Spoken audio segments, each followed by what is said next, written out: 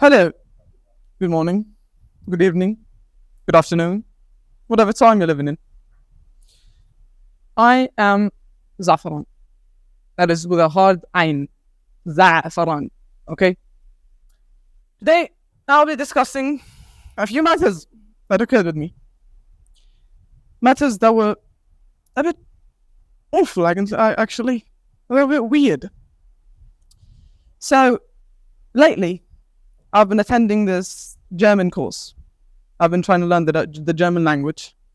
I know my I know my lefts and rights now, like hello, guten Tag, all of that. Like the basics.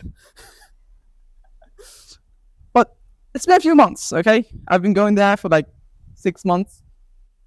Every single day, I've got to walk 2 kilometers, okay? Going, and 2 kilometers coming back. And in nearly every single day, I have not run into a single person. And I mean that in the literal sense, not a single person. I've seen some people, obviously, but I've not talked to them. I've not had any conversations with them. And lately, a friend of mine, who as well attends this course with me, has offered to take me with him on his car so that I don't have to walk every single day. I was like, all right, that's an amazing gesture. Thank you very much. And I took it. I was like, why not? Save some energy, save some time. I get to prepare in the morning. I can eat my breakfast, make my homework because I waste a lot of time. And obviously go there without really smelling like complete dog water because of the sweat. Because we live in a really, really, really hot and tropical country. And I sweat from every single pore in my entire body. I cannot stress it hard enough. So this one day, this friend of mine, okay, that was actually this week, if I'm not mistaken. He was sick. He had a stomachache. He had to go to the doctor. I had to walk down. I had to actually go back to my old way. So I was like, all right, no problem, no biggie, no worries. Made my breakfast a bit early, took a shower, put on my clothes, took my homework, took everything with me, and went on my way. Bismillah. The way there was fine. It was in the morning, around 8, 9, so there wasn't really any sun. It wasn't that hot. I didn't sweat that much. I was glad. Really, really glad. Arrived at the course. Everything went seamlessly and perfect. There was not a single problem. Okay? I went there, teacher, really enthusiastic, really amazing. Everything went well. On the way back is where the problem occurred. As I was walking back from the station, it was at basically mid-noon. The sun was right on top of me. It was around 35 degrees. The humidity was deadly. I had to walk back 2 kilometers back here, around 3,000 or so feet, steps. And as I was walking, I took out my cap from my bag so that I don't get sunburned. I was walking across the street, no problems, nothing happened. I got to the street in which I always walk in. I was walking, crossed the small exit, and a guy with a motorcycle stopped in front of me. And he was waving at me. Note, I do not know anyone who owns a motorcycle. I myself do not own a motorcycle. I do not know why he stopped. I was like, all right, maybe the guy is trying to do a nice gesture. I'll go and actually talk to the guy. I went ahead and he was like, hey, because he was like Malay. I think so, yeah, he was Malay. He told me, hey, you want to walk? I was like, all right, sure. I got on his car, or his motorcycle, got on the back. And the typical questions when you meet someone who you're not really going to meet again is, hello, what's your name, where are you from, etc., etc., etc. I was just laughing. I was glad I'm not going to have to walk under the sun. Because it was actually really, really hot. I was even wearing a collar and I had to lift it up so that I don't get sunburnt on my neck. Anyway, he takes me and he's like, oh, where do you live? I was not telling a stranger where I lived. Okay, this has happened many times. I am not telling a stranger where I live. So I told him, I'll take the other train. I was like, oh, you live in that part? I was like, no, and I'll take the train. I was like, oh, you live in that other one? I was like, no, but I'll take the train. And then he gave up. He was like, okay, we're going to drop you. I told him, okay, there's a staircase right next to the train station. Drop me up there, and I'll go up. No problems, no beats, no worries. All right. He was like, all right. He went ahead, a few bumps, then left. As he reached the end, as we were on the final road, the final street, he said to me, where are you from? And I just told him I'm from Yemen. You know, the small country under Saudi Arabia. Yeah. Anyway, he said, oh, you're from Yemen. I love Yemen. And then he stared deeply into my soul and said, I love you.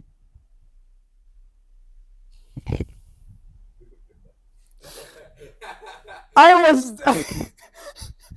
What do you expect me to say? You are a man, a 30-something, 40-something-year-old Malaysian, probably Malaysian Chinese guy, okay? With like 3 teeth falling out, wearing a bike helmet, looking at me under the hot sun after 3.5 hours of a teacher screaming in German, okay? He just looks at me. He says, I love you. I just looked at him. I was lost for words. I don't know what to say. Me too? I have a too. Thank you. Okay, weirdo. I don't know. So I just looked at him. I was like, thank you. And I went on my way. Okay. As I got to the staircase, for some reason I've had knee pain on that staircase because it's so damn inclined. I reached up to the top. As I reached the end, because there's a turn right before you reach the train station, a guy met me there. Some Pakistani, Indian, Malaysian, I'm not really sure. He looked at me. He was wearing a necklace. And then he shook my hand. He was like, oh, Malay. I was like, no. He was like, Pakistani. I was like, no. Do you have money? I was not about to trust someone else again. I did not know what to tell him.